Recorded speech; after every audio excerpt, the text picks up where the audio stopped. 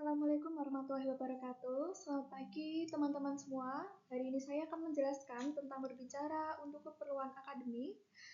Topik ini penting karena dalam dunia kampus kita sering dimintai presentasi, berdiskusi, atau penyampaian pendapat secara formal. Jadi kita perlu tahu bagaimana cara berbicara yang baik dan sesuai aturan. Oke, sebelumnya perkenalkan, nama saya Siati Ayu Anastasia Kirana. Saat ini saya uh, menempuh pendidikan di Politeknik Rukun Adi Luhur Kudus dengan prodi Didikar Kamedis dan Informasi Kesehatan. Oke, selanjutnya ada hakikat berbicara formal. Berbicara formal itu sederhananya adalah berbicara dalam situasi resmi, misalnya saat presentasi, rapat, atau wawancara kerja. Dalam kondisi seperti ini, kita nggak bisa menggunakan bahasa sehari-hari yang terlalu santai. Kita perlu memakai bahasa baku, lebih terstruktur, logis, dan tetap menjaga kesantunan. Tujuannya apa? Supaya yang kita sampaikan bisa dipahami dengan jelas dan terlihat profesional. Ini ya contoh-contohnya. Yang pertama ada bahasa baku dan terstruktur, yang kedua ada mengikuti etika komunikasi resmi, yang ketiga ada gaya bicara yang logis, yang keempat menjaga kesantunan. Oke. Selanjutnya yaitu situasi berbicara formal. Ada beberapa contoh situasi yang termasuk berbicara formal, yaitu ada rapat resmi, wawancara kerja, presentasi akademik. Di situasi seperti ini, cara bicara kita harus lebih rapi, sopan, dan terarah. Oke, selanjutnya ada bahasa berbicara formal. Kalau kita berbicara formal, bahasa yang kita pakai harus baku, objektif, dan efektif. Baku itu kata-katanya sesuai kamus.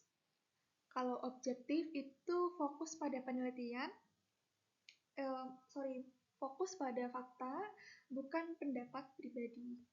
Terus selanjutnya ada efektif, jelas, dan tidak bertele-tele. Biasanya bahasa formal dipakai saat penyampaian teori, menjelaskan hasil penelitian, atau menyimpulkan suatu pembahasan.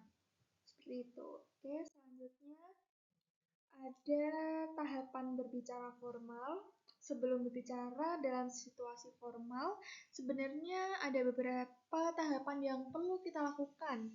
Yang pertama itu persiapan materi, jadi kita tahu apa yang mau kita sampaikan. Selanjutnya ada latihan vokal supaya suara kita jelas dan tidak bergetar. Selanjutnya ada pelaksanaan, yaitu cara kita penyampaian di depan audiens. Selanjutnya evaluasi diri. Kita merenung kira-kira bagian mana yang sudah baik dan di mana yang masih perlu diperbaiki. Seperti itu. Tahapan ini penting supaya saat berbicara kita lebih percaya diri dan tidak gugup. Oke, selanjutnya ada kerangka berbicara formal. Dalam berbicara akademik, strukturnya biasanya terdiri dari 3, yaitu pembukaan. Pembukaan itu contohnya seperti salam, perkenalan, pengantar materi. Nomor 2 ada isi, poin-poin utama yang ingin kita jelaskan. Terus yang ketiga ada penutup.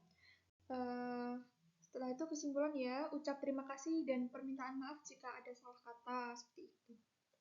Oke, selanjutnya ada contoh berbicara untuk keperluan akademik. Nah, ini contoh-contoh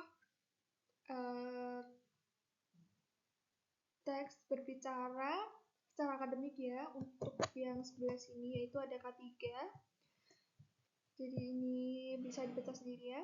Berdasarkan hasil studi literatur, penggunaan APD tidak hanya berdampak pada penurunan angka kecelakaan, tetapi juga meningkatkan kesadaran pekerja terhadap potensi bahaya. Namun, beberapa penelitian menunjukkan bahwa kepatuhan pekerja masih rendah.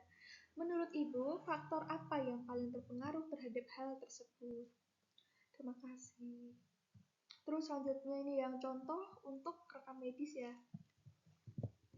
Oke, selanjutnya ada kesimpulan.